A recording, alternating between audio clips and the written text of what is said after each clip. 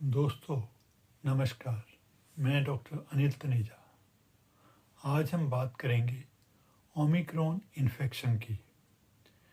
ये इन्फेक्शन बाकी वेरिएंट्स के इन्फेक्शन के मुकाबले कैसे अलग है, कुछ वार्निंग साइंस या खतरे के निशान जहाँ पे हमको ज़्यादा सावधान होने की ज़रूरत है। हम सब जानते हैं ओमिक्रॉन बहुत तेज़ी से सारी दुनिया में फैलता जा रहा है। ये डेल्टा वेरिएंट के मुकाबले 3 से 4 गुना ज़्यादा तेज़ी से फैलता है, बल्कि ये तो उनमें भी इन्फेक्शन करी जा रहा है जिन लोगों को ऑलरेडी 2 वैक्सीन्स लगी हुई हैं। आम लक्षण या कॉमन सिम्टम्स, काफ़ी मरीज़ों में इसका कोई भी सिम्टम नहीं होता। जो कॉमन सिम्टम हैं वो हैं फीवर, हल्का भी हो सकता है, तेज़ भी हो सकता है। इसमें सिर दर्द हो सकती है, शरीर दर्द हो सकता है, गले में खराश या सूखी खांसी, थकावट या कमज़ोरी की फीलिंग। काफ़ी लोगों में फ्लू जैसे सिम्टम जैसे छींके आना, नाक का बहना या नाक का बंद होना, ऐसे सिम्टम देखे जा रहे हैं जो कि दूसरे वेरिएंट में इतने कॉमन नहीं थे।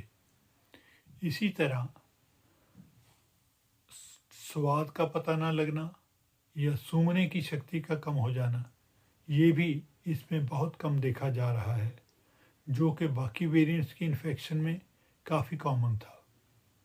इसी तरह ऑक्सीजन सैचुरेशन का कम होना, ये भी इसमें बहुत कम है। बाकी वेरिएंट्स की इन्फेक्शन में ये काफ़ी कॉमन था। शायद इसका कारण ये है कि ये जो वायरस है ये ज़्यादातर नाक में, गले में या सांस की ऊपरी नली तक ही सीमित रहता है। ये फेफड़ों में नुकसान नहीं करता जो कि बाकी वेरिएंट्स करते थे। पैंडेमिक के कारण ज़्यादातर डॉक्टर ऑनलाइन कंसल्टेशन ही कर रहे हैं, फिज़िकली मरीज़ को नहीं देख पा रहे। इसलिए इस टाइम पे हम सबको ज़्यादा सावधान होने की ज़रूरत है। हमको पता होना चाहिए कि ऐसे कौन से साइंस हैं, कौन से खतरे वाले निशान हैं। अगर वो पेशेंट में दिखें तो हम तुरंत पेशेंट को कोविड हॉस्पिटल वाले डॉक्टर के पास ले जा सकें और उसका इलाज करा सकें। मैं यहाँ पे आपको ऐसे खतरे वाले साइंस की या वार्निंग सिम्टम्स की, वार्निंग वाले साइंस की एक लिस्ट दे रहा हूँ। नंबर 1 है बुखार। अगर किसी को 101 डिग्री फ़ारेनहीट से ज़्यादा बुखार पिछले 3 दिन से लगातार रह रहा है तो ये हमको सावधान होने की ज़रूरत है।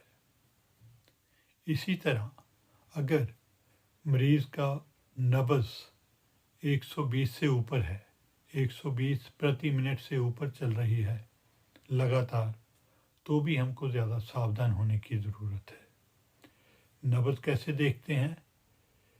पेशेंट की कलाई के अगले हिस्से में अपनी उंगलियों को रखें और नब्ज़ को फील करें। उसके बाद काउंट करें कि 1 मिनट में कितनी बार चल रही है। यह जो नब्ज़ है इसकी गति को हम पल्स ऑक्सीमीटर से भी देख सकते हैं। नंबर 3 है सांस की गति। नॉर्मल व्यक्ति में जो रेस्ट कर रहा है 12 से 20 प्रति मिनट होती है। अगर ये 1 मिनट में 25 से ज़्यादा होनी शुरू हो जाए और वहीं पे रहे तो इसको हम खतरे का सूचक मानते हैं। इसको देखना बहुत आसान है। पेशेंट को अपने सामने आराम से सीधे लेटा दीजिए और देखें कि उसका पेट 1 मिनट में कितनी बार बाहर आता है या अंदर जाता है। जिसमें सांस की गति तेज़ होएगी उसमें हम देखते हैं कि या तो पेशेंट को बात करने में भी मुश्किल आती है, हमको ऐसा महसूस होता है जैसे उसको सांस चढ़ा हुआ है। 4 है ऑक्सीजन सैचुरेशन।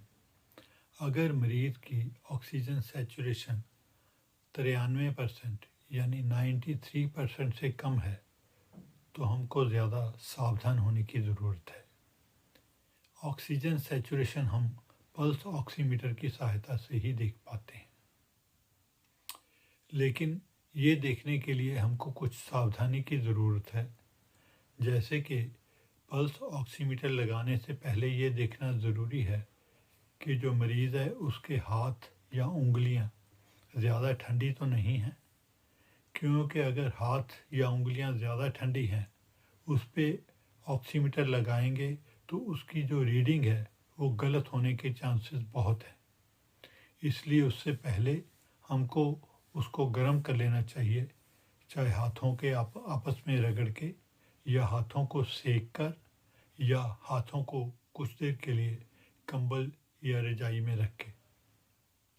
दूसरी बात, जब भी हम ऑक्सीमीटर लगाते हैं तो हमको उसकी जो रीडिंग है देखने से पहले ये देखना ज़रूरी है कि वो स्टेबलाइज हो गई है। अगर उसकी रीडिंग टिक गई है एक जगह पे, उसके बाद उसको नोट करें। अगर आराम की स्थिति में मरीज़ की ऑक्सीजन सैचुरेशन ठीक आ रही है तो हम उसको 6 मिनट के लिए वॉक करने के लिए, पैदल चलने के लिए कहते हैं, और 6 मिनट के बाद फिर उसकी ऑक्सीजन दोबारा चेक करते हैं। अगर 93% से कम है तो हमको ज़्यादा सावधान होने की ज़रूरत है।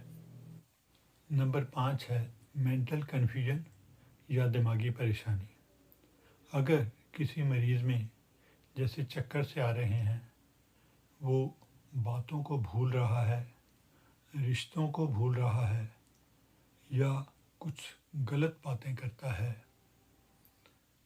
या उसको ज़्यादा नींद आ रही है, जो पहले बिल्कुल ठीक ठाक था, अगर उसमें ऐसे साइंस आ रहे हैं तो ये एक सावधानी का सूचक है। नंबर 6 है ब्लड प्रेशर का कम होना। अगर किसी मरीज़ का ब्लड प्रेशर कम हो रहा है, अगर वो 90 मिलीमीटर ऑफ मर्क्यूरी से कम जाता है तो ये सावधानी का सूचक है। किसी भी मरीज़ में ब्लड प्रेशर का लो होना और नब्ज़ का तेज़ होना ये खतरे का साइन है। नंबर 7 है अगर मरीज़ को पिछले 24 घंटे में पेशाब आया ही नहीं है तो ये भी एक सावधान होने का सूचक है। इन परिस्थितियों के अलावा कुछ और भी कंडीशन हैं जहाँ पे हमको ज़्यादा सावधान होने की ज़रूरत है।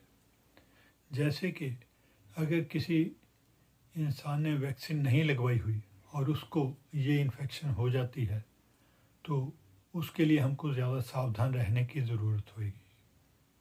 इसी तरह कुछ ऐसे मरीज़ जिनमें इस बीमारी के साथ साथ कुछ और बीमारियां भी चल रही हैं, जैसे कैंसर है, शुगर है या ब्लड प्रेशर है या हार्ट की बीमारी है या फेफड़ों की बीमारी है, जैसे दमा है, COPD है या TB की बीमारी है या फिर मोटापा है या उसकी उम्र ज़्यादा है, इन सब केसेस में हमको ज़्यादा सावधान होने की ज़रूरत है। अगर किसी भी मरीज़ में ऐसे रेड फ्लैग साइंस या वार्निंग साइंस दिखते हैं तो हमें तुरंत उस मरीज़ को नज़दीक के कोविड सेंटर या कोविड हॉस्पिटल के डॉक्टर से सलाह लेने की ज़रूरत है। अगर आपका कोई सुझाव है या आपका कोई सवाल है तो आप कमेंट बॉक्स में भी लिख सकते हैं या नीचे दी गई ईमेल आईडी पे भी लिख सकते हैं। अगर इस वीडियो में दी गई बातें आपको अच्छी लगी और आप समझते हैं कि इससे किसी और का फ़ायदा भी हो सकता है तो आप इस वीडियो को लाइक या शेयर कर सकते हैं। अगर आप चाहते हैं कि इस तरह के वीडियोस और आप तक पहुँचे तो आप इस चैनल को सब्सक्राइब भी कर सकते हैं। परमात्मा सबको स्वस्थ रखे, खुश रखे। धन्यवाद।